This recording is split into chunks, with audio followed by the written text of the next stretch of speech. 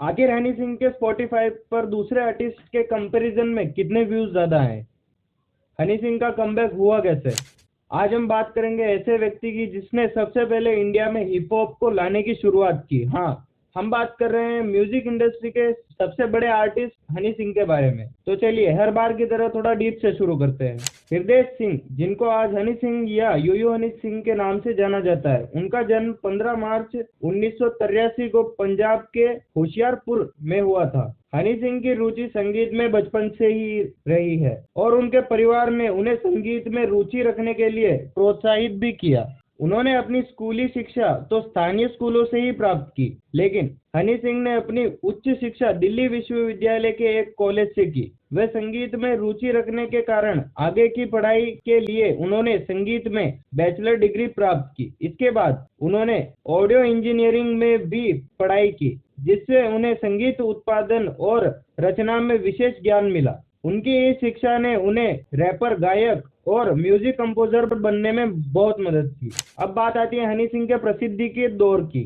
हनी सिंह ने सबसे पहले भांगड़ा और पॉप संगीत को मिलाकर गाने लिखना शुरू किया और फिर 2003 में सेशन और रिकॉर्डिंग आर्टिस्ट के रूप में अपने करियर की शुरुआत की। रैपिंग इंडस्ट्री में उन्होंने रैपर पिनाकी उर्फ फैनम के साथ बतौर म्यूजिक प्रोड्यूसर में काम किया। हनी सिंह ने अपना पहला सॉन्ग कड़के गलासी तेरे नाक से, जो उन्होंने इंग्लिश में गाया था, उनका ये फर्स्ट सॉन्ग था जो पहली बार में ही बीबीसी वर्ल्ड के चार्ट्स पर नंबर 1 पर चला गया था। उन्होंने यह सॉन्ग 2005 में अशोक मस्ती जी के साथ मिलकर किया था। फिर इसके बाद उनके एक से बढ़कर एक सॉन्ग आने लगे, लेकिन 2014 में हनी ने अचानक संगीत से दूरी बना ली। उनके संगीत से दूरी बनाने का कारण उनकी मानसिक बीमारी बाइपोलर डिसऑर्डर थी। इस बीमारी के कारण हनी सिंह ने पूरे 4 साल तक कोई सॉन्ग रिलीज नहीं किया। इस मानसिक डिसऑर्डर में व्यक्ति को दूसरे लोगों से और हर चीज से अजीब प्रकार का डर लगने लगता है। इस कारण वह 4 साल तक अकेले ही एक ही कमरे अर्थात अपने घर में ही रहे। अब बात आती है हनी सिंह के कमबैक अर्थात म्यूजिक इंडस्ट्री में वापस आने की।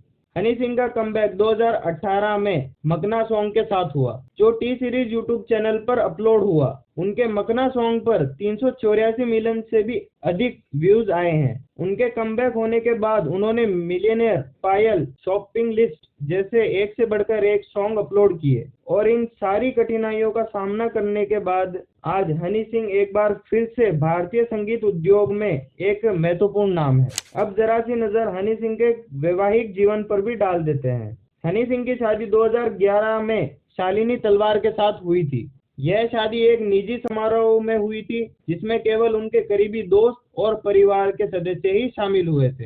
हनी और शालिनी का रिश्ता काफी प्यार भरा था। हनी ने कई बार अपने पॉडकास्ट और इंटरव्यूज में इस बात का जिक्र किया है कि शालिनी हनी के लिए एक मजबूत सहारा है और उनके करियर में शालिनी का एक महत्वपूर्ण स्थान है। लेकिन हाल ही के वर्षों में सोशल मीडिया पर इनके शादी के बारे में कई विवाद सामने आ रहे हैं। ये सारे विवाद सही हैं, क्योंकि हनी सिंह और शालिनी की शादी के 1 साल बाद ही हनी ने शालिनी को छोड़ दिया, क्योंकि हनी सिंह के करियर में फेम और मनी आने के कारण वे अपने घर परिवार को छोड़कर दुबई चले गए। यह सब हनी ने खुद एक इंटरव्यू में कहा था।